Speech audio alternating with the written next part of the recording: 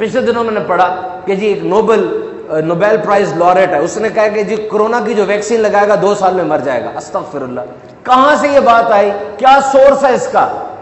آپ کے پاس ایک چیز ہے، یہ آپ دیکھیں سورس کیا ہے، کس نے کہی ہے، اچھی طرح جب یقین ہو جائے پھر آگے بھیجے۔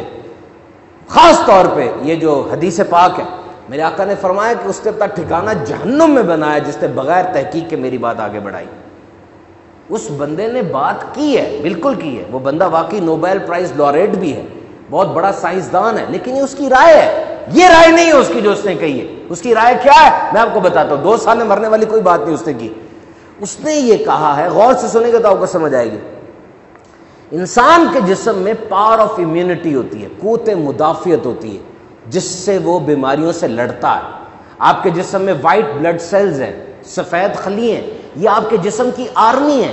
جب جسم میں کوئی کیڑا جاتا ہے، کوئی جراثیم جاتا ہے، یہ سفید خلی اس کو کھا کے ختم کر دیتے ہیں۔ ایک پلیٹلیٹس ہوتی ہے، جب آپ کے یہاں پہ زخم ہو جائے تو کھرن بن جاتا ہے نا، سکار کالے رنگ کا بن جاتا ہے جس کو مائیں کہتی نہ اکھاڑو، وہ مردہ پلیٹلیٹس ہوتی ہیں جو خون کی کلوٹنگ کو بڑھنے سے روکنے کے لیے جب جاتی ہے۔ یہ آپ کے جسم کی قوت مدافعت ہے، اور کورونا کے اندر سب سے بڑا رول اسی قوت مدافعت کا ہی ہے۔ جس کے اندر یہ قوت مدافعت زیادہ ہوگی وہ کورونا سے لڑ لے گا۔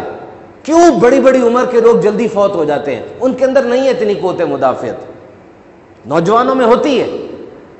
اور دیکھو، جب کسی دشمن پر حملہ کیا جائے، دشمن کو پتا سامنے سے حملہ ہو رہا ہے، وہ کیا کرے گا؟ اپنا انداز بدلے گا نا، وہ کہے گا یہاں سے تو گولی آ رہی ہے، سائڈ پہ ہو جاؤ تھوڑا سا، اوہو انہوں نے بھی اٹیک شروع کر دیا ہے، دوسری بندوق لے آؤ۔ تو یاد رکھیے یہ ایک سائنٹیفک فیکٹ ہے کہ جب بھی آپ کسی وائرس کے خلاف ایکشن لیتے ہیں، قدرتی طور پہ وہ وائرس اپنی شکل بدلتا ہے۔ اسے انگلش میں کہتے ہیں میوٹیشن۔ اس وائرس کو پتہ چل گیا نا کہ انہوں نے تو اب ویکسینیشن ایجاد کر لی ہے، جیسی ویکسین لگے گی وائرس اپنی شکل بدلے گا۔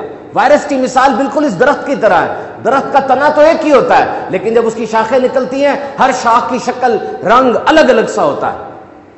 تو کورونا کووڈ-19 اس کی 5 میوٹیشنز آ چکی ہیں، 5 مختلف قسم کے کووڈ-19 آ چکے ہیں۔ ایک انڈین ویریئنٹ ہے، بہت خطرناک ہے پھیلنے کے لحاظ سے، ایک دن میں 4 لاکھ لوگوں کو ہو جاتا ہے۔ ایک ساؤتھ افریقہ کا ویریئنٹ ہے، ایک UK کا ویریئنٹ ہے، یہ الگ الگ ویریئنٹس ہیں۔